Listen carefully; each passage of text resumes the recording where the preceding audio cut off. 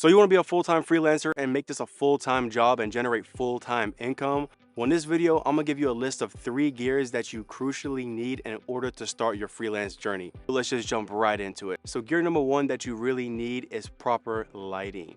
And the lighting that I use is the Aperture Amaran 60D. It is the most affordable lighting option out there that you can get, and is budget friendly. If you're a beginner and you get into this and you don't really have the client base that you need yet, I don't suggest that you spend hundreds and thousands of dollars on a lighting kit, especially when you don't have the client to be able to repay yourself in that investment. So what I recommend is getting the Aperture Amaran 60D, and that is this light right here, and it comes with its own carrying case. Now the reason why I recommend to you the 60D is because it only starts at a price of $190, but if you're like me and you don't like to pay retail, you can find them used for under $110, and that's exactly what I found mine for $110, and that was a steal, so I had to hop on it. Now there's a 60D and a 60X. The 60X is the bicolor version, and the 60D is the daytime fixed color version. So you're only gonna get the daytime of 5600 kelvins for the light source. And a thing that I love about the Amaran 60D is how small and portable it is. It's perfect if you're a beginner freelancer and you don't want to break your back by carrying all this heavy lighting gear. So my second recommendation is gonna be the Amaran 200X. Now that one is not really budget friendly. It's gonna run you around $300, but I've seen some used for around $260. It does cost a little bit more than 100X, but it's a lot more powerful than the 100X, and that's why I skipped the 100X. And the reason why I recommend the 200X is because you kind of want a powerful light that's going to be strong enough if you're ever doing an interview against a window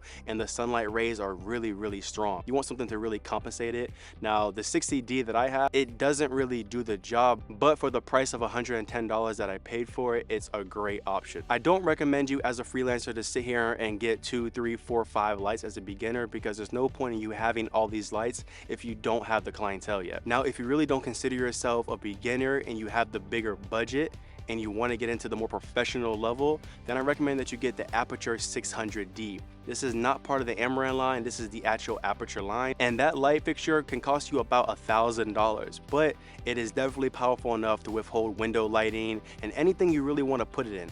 The Amaran lineup is more of a cheaper plastic feel, but the actual Aperture lineup, it's more heavy duty, it's more durable. If you take it along different sets, it's gonna last you a lot longer than the Amaran would. But again, it will put you back at about $1,000, and it comes with its own carrying case just like the 60D.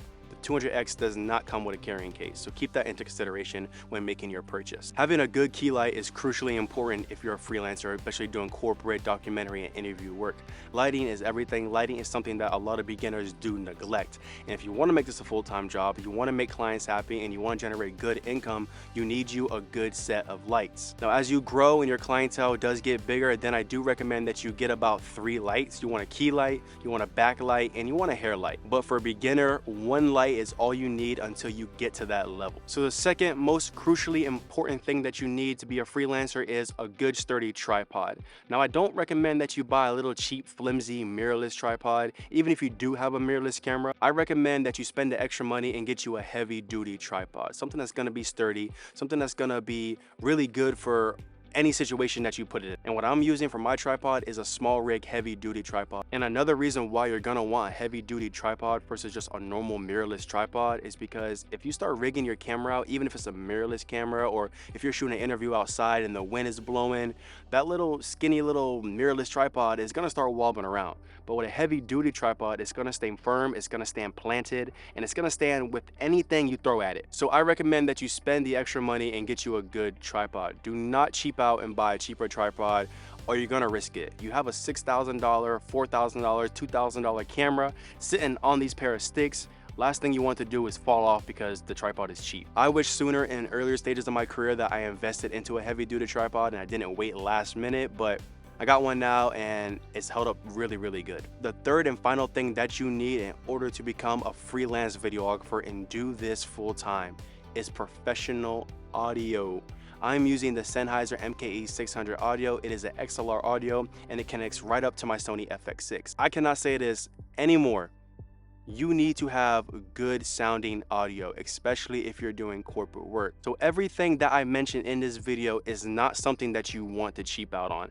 Honestly, this is probably something that you want to spend the most money on, is getting good quality stuff so you don't have to re-buy it later down the line. Now there's various options of audio that you can choose from, between Sennheiser, between Rode NT-G3, I think, between Deity. There are so many countless XLR options for all different price ranges. The one I'm using is a Sennheiser MKE 600, and that can run you around $329. And to me, the audio sounds very, very good. It's very crispy, and my clients are satisfied with the quality of this audio. Now this is a two-parter. You're not just gonna need a good sounding microphone, but you're also going to need a microphone boom pole and boom arm to hang it over like interviews like this. This is what I'm using.